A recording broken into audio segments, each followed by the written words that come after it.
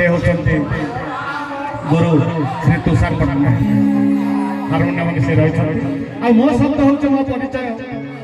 आपण मानू मु ताली आशा करी गाली आशा करी जे किछि नहला नहीं जगन्नाथ ना शिव ना विष्णु ना ब्रह्मा ना आपण कान में पहुँचाऊँ तो आपण कान में पहुँचे से गाली टिकक मो हम फूलमाली से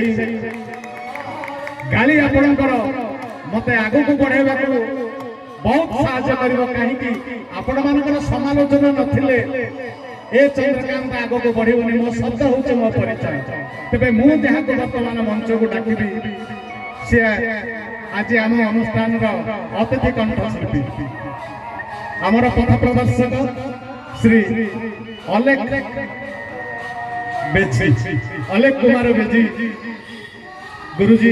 अलेख भाई को निवेदन रखी खूब सुंदर भक्ति भाव गीतटी आपको से शुणवे गीतटी हूँ प्राण ठाकुर मते सही रूप दर्शन दियो अलेख भाई से होचंती गुरु महिमा अलेख कारण जगन्नाथ निजे होचंती अलेख निजे अणाकार अरूप किंतु से होचंती रूप सर्वव्यापी सही